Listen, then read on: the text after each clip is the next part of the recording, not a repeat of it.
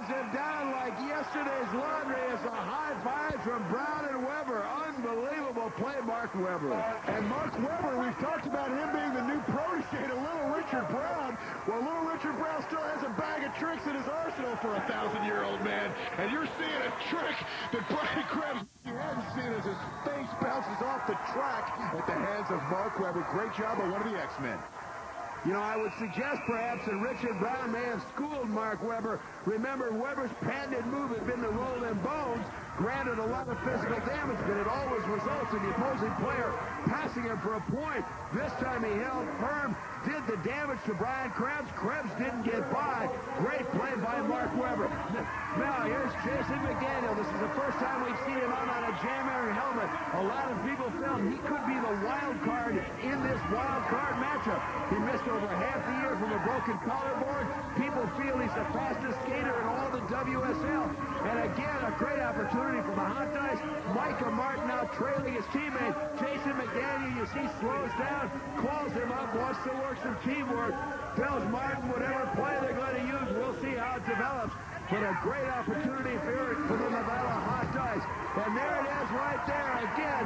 The Nevada Hot Dice of two of the Rustlers into the rail go by. Both Martin and McDaniel pick up 2 points apiece, and very quickly, it's a 1-point game. Well, I talked about this second period could develop as a track meet. Brian Gallagher and Sigmund Williams for the Texas Rustlers have lots of speed, and right there you saw Jason McDaniel and Micah Martin showcasing some of their speed. Speed on speed, speed's what we need. Well, we're seeing a lot of it now by the man right now, Ken. And I want to give credit to Mark Weber. It was Mark Weber that sent one of the Nevada Hot Dice into, or rather one of the Texas Rustlers into the rail to set up that very play. And again, Mark Weber's physical play really coming to the forefront. There was a penalty given to Randy Garrett after the play that took off 2 points.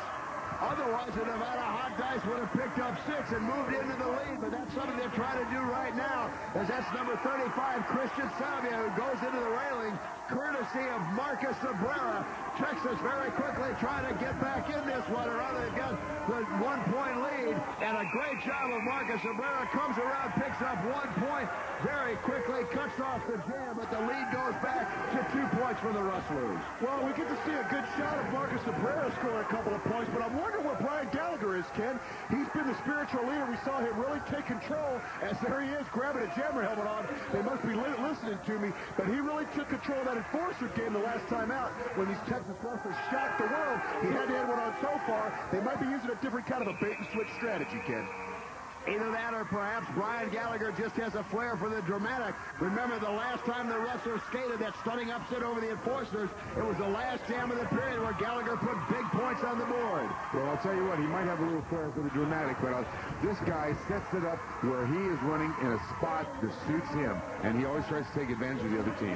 Very good point, buddy. Perhaps he might be waiting until he sees the opportunity. There you see Jason McDaniel out, and he's turning around waiting for his teammate to catch up. This is Micah Martin once again. The Hot Dice, the second time we have seen these two. Brian Gallagher trying to catch up, but I don't think there's enough track or time left for him to catch up to these two high-flying Nevada Hot Dice. And now you see the big blackout from Bill Daly as they come around, still trying to get by. And Gallagher used the opportunity to catch up, but he's got to get by Mark Weber, something he can't. Now you see Jason McDaniel weave around. He got past Bill Daly, number 49. Picks up a point as that's the end of the period, but not before the Nevada Hot Dice, courtesy of Jason McDaniel, pulled in one. Well, he might have flared for the dramatic, does Brian Gallagher. He is showing how dramatic he can make it even after the whistle, Ken. He might be well rested having that jam, and him and Jason McDaniel were going at it right there. About what we expected in this wild card matchup. Both teams wanted 1 point between them. We'll be back right after this. Buddy Atkinson Jr., the Texas Rustlers lead the Nevada Hot Dice by 1. Buddy, we question whether Texas could build off their big win last time. Granted, it's only a 1-point lead, but they are ahead. Well, what they're building off of is not just the win last time, but all the little things that are going forward in a positive note. and that's what they keep doing for themselves. Win, win, win. The little war, the little war, the little war. Pretty soon it's the battle they've won. There is no question. And certainly with the Founders Cup being almost sudden death, it's been very physical in this first half. Well, it's been very physical, and I just got to take my hat off to the Rustlers. These guys got newfound confidence. We saw it with the Enforcers last time out. They beat those guys. We're seeing it continue here today. And one of the people here in this game that is really showing that they can play is Brian Krebs, Ken. We saw him with newfound confidence take down P.J. Rossi. What's he doing? Where does this guy come from? And then you see Weber totally annihilate him. Young guns, new attitude. It's a whole new day here in the World Skating League, and we're the beneficiaries of some great action. And if there's any question about the tension that both teams are feeling, a heads-up play by Mark Weber. He normally does the roll them bones, which dishes out the same amount of physical punishment, but allows the opponent to go by him and pick up a point. This new move, no point scored by Brian Krebs. Now, at the beginning, we talked about the matchup between Jason McDaniel and Brian Gallagher. Here's a close-up look at the competition between these two great skaters. In the fast-paced WSL, there are no two skaters more electrifying than Jason McDaniel and Brian Gallagher. My game's about getting past those slow-ass jammers out there, but it's not about showboating. It's about skating. It's about winning. That's what Brian Gallagher doesn't understand. Jam dancer Brian Gallagher took his trick skating from California to Texas after a mid-season trade set him to the Rustlers. Yeah, I've seen Jason's twister, and I'm impressed, but he's right. I can't do the twister because every time I jump over people, I land on my feet. Whenever they take the track, it's a battle of the league's two fastest skaters. Brian Gallagher should be proud about being the second fastest jammer in the WSL. I wouldn't be, but he should be. You never know if they're going to speed around the track or take to the air, but you can always be certain that whatever they do, it'll be exciting. There you see the first competition between McDaniel and Gallagher. And by the way, if you're scoring, Jason McDaniel has outscored Brian Gallagher in the first half 3-0.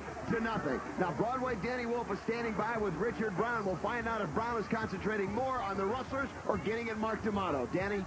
Richard, you have your team on a mission, and I know what that mission is. It's to get to the Founders Cup Finals, where you'll hopefully get a chance to play the Enforcers and Mark D'Amato. Why are you always bothering me?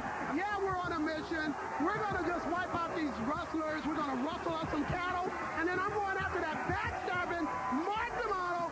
No more Mr. Nice Guy for me. I'm going to whip. Why do you say that? You're never a nice guy to begin with. I've always been a nice guy. My mama says I'm a nice guy, but I'm going after the Quakes. I'm going to rip them. I'm going to whip the Sun Puppies, and I'm going to rip DeMarco a new. I'm going to rip them one. And what are your impressions in the first half right now? It's a one-point game. Sitting right where we want to. These little whips out here couldn't win if we just walked off the track. Good luck to you in the second half. I don't need no luck from you.